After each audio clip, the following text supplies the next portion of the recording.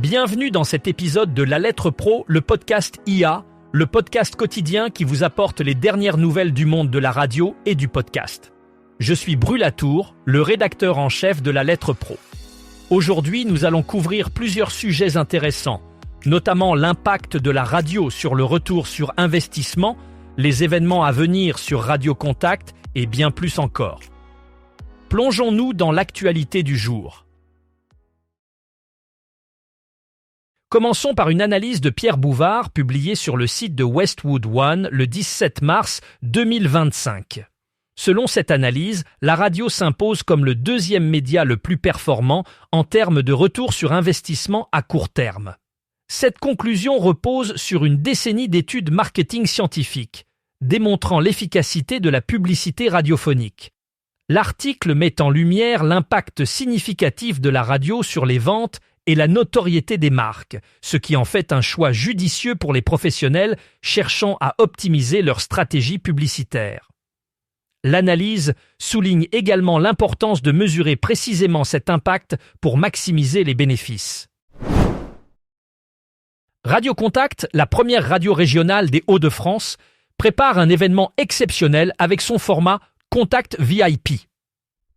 Cet événement se tiendra le jeudi 27 mars au site minier d'Arenberg, un lieu emblématique sur le territoire de la Porte du Hainaut.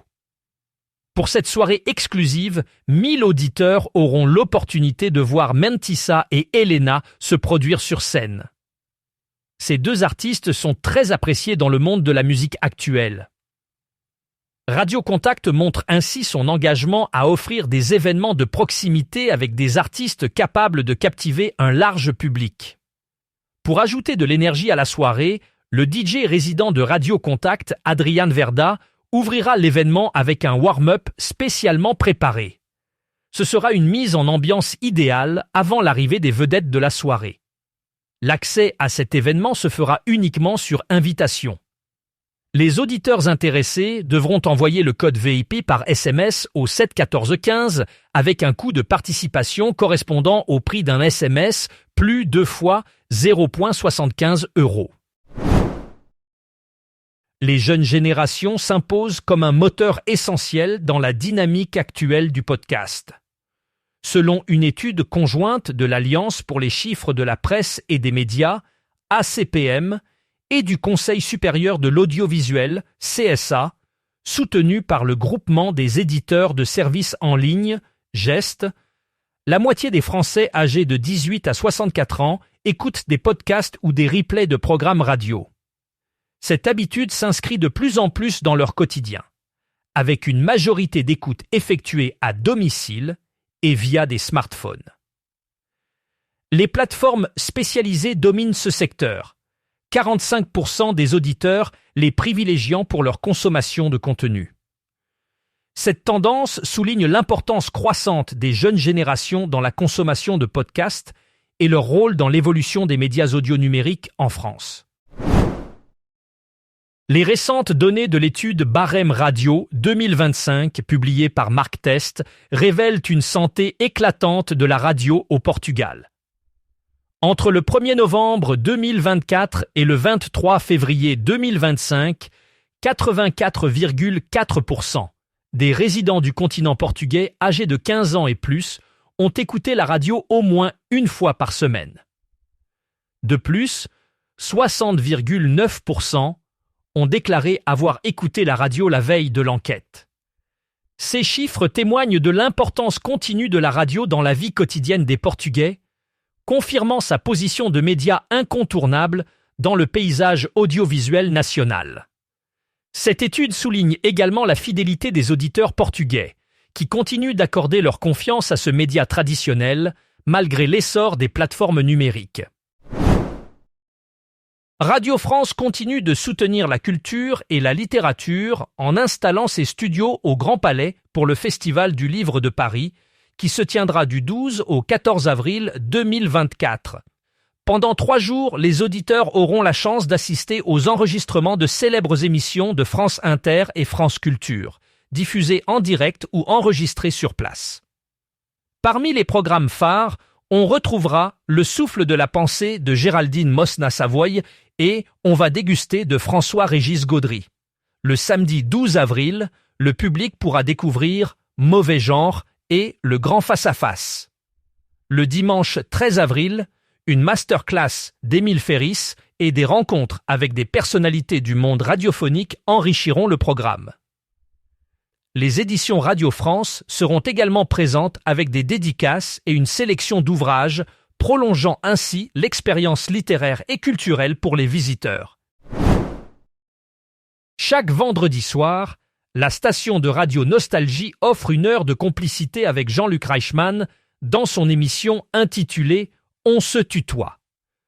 Entre 19h et 20h, l'animateur accueille des invités qu'il connaît bien ou qu'il apprécie particulièrement. Cette atmosphère intime et décontractée se traduit par un tutoiement systématique, renforçant ainsi la proximité entre l'animateur, ses invités et les auditeurs. Ce rendez-vous hebdomadaire, diffusé à l'heure de l'apéritif, crée un moment unique sur les ondes, mêlant confiance et sincérité. Les auditeurs peuvent ainsi s'attendre à des échanges authentiques, loin des conventions formelles et à une ambiance chaleureuse qui fait la marque de fabrique de Jean-Luc Reichmann sur Nostalgie. N-Group a entrepris une transformation durable impressionnante en intégrant des initiatives écologiques dans ses opérations.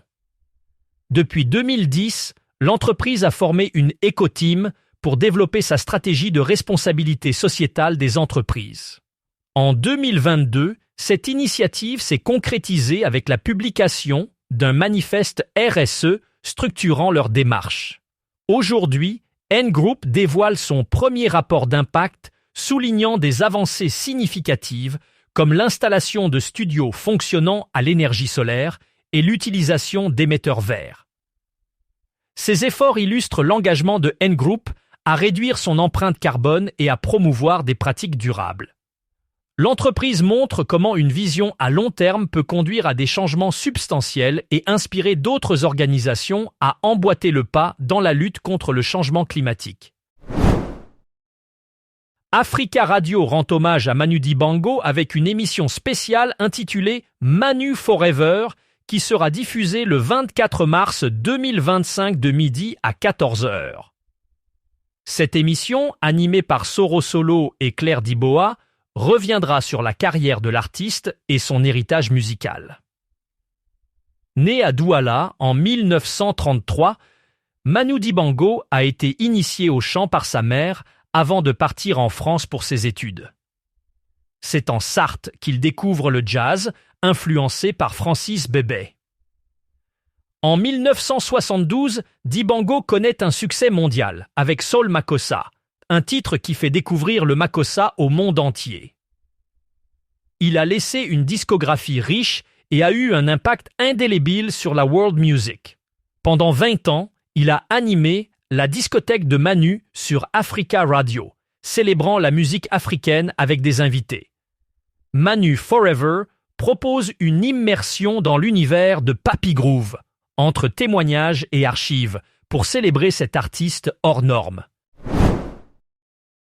Le baromètre du numérique 2025, dévoilé le 19 mars à Bercy par l'Autorité de régulation de la communication audiovisuelle et numérique, l'Autorité de régulation des communications électroniques, le Conseil général de l'économie et l'Agence nationale de la cohésion des territoires, en collaboration avec le Centre de recherche pour l'étude et l'observation des conditions de vie, met en avant les évolutions des pratiques numériques des Français. Cette étude annuelle, basée sur un sondage auprès de plus de 4000 personnes, est un indicateur crucial des usages numériques. L'édition 2025 confirme la progression continue des équipements connectés et souligne particulièrement le développement marqué de l'audio digital, des podcasts et de la radio en ligne.